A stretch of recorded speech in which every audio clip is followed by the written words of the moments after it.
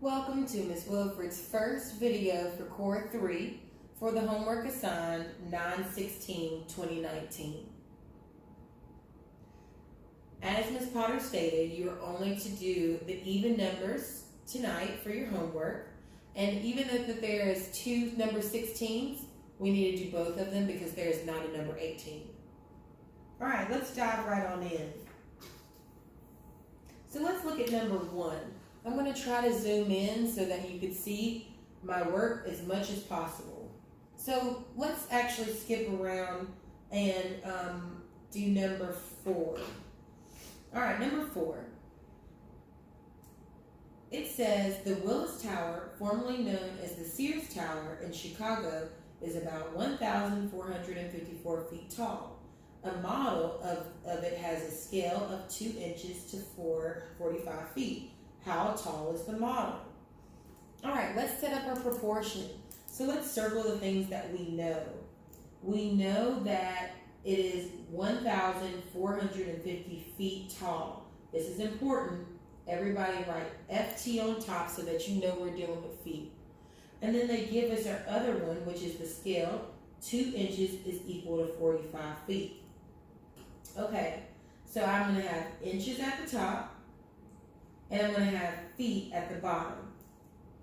Okay, so now I'm going to put 2 over 45 is equal to, referring back to what we just circled, 1,454 feet goes on the bottom. 1,454. And remember, when we have an unknown number in math, we just put a variable. So today I'm going to use X. You can use N, you can use the first letter of your name, whatever you choose. I'm going to use X. Now the very first step with this, after we've already set up our proportion, is the butterfly method. I am going to circle 2 and 4, 1,454, and then 45 and X. I'm going to rewrite this out. 45 times X is 45X. Now, this is where it gets a little tricky, and you are more than welcome to do your work on a separate sheet of paper or type this into a calculator. But what is 1,454 times 2? It is going to be 2,908. All right? Now we need to get X by itself, which means we have to get rid of the 45. They're multiplying, so we need to do the opposite of multiplication, which is dividing, and we need to divide both sides by 45. 45s cancel out, but when you divide 2,908 by 45, you are going to get a pretty funky number, but it's going to be X is equal to 64.62. Okay? That's going to be our number for number 4. All right, let's look at number 6.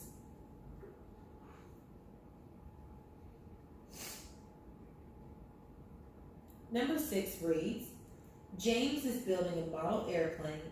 The scale is 1 inch to 40 feet. The actual wingspan of the plane is 211 feet. How long will the wings of the model be? All right, tricky. Let's set it up.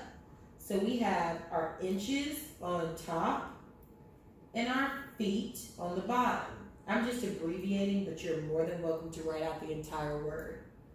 So I have inches on top, feet on the bottom. All right. From the model, we are given 1 inch on top of 40 feet is equal to 211 feet. Is that going to go on the top or the bottom? 211 feet goes on the bottom, 211. And remember, when I have an unknown number in math, we use X to represent that number. Now let's cross multiply by doing the butterfly method. 1 times 211 is going to give me 211 is equal to 40 times x gives me 40x. Now, I need to get that x by itself, so I'm going to do the opposite of multiplication, and I'm going to divide both sides by 40. What is 211 divided by 40? That's a little tricky. It is going to give you a funky number, but x equals 5 point. It's 27.5. We're going to round up to 28. All right, Core 3, I hope these 2 problems helped you out. Check back in tomorrow for some more homework help.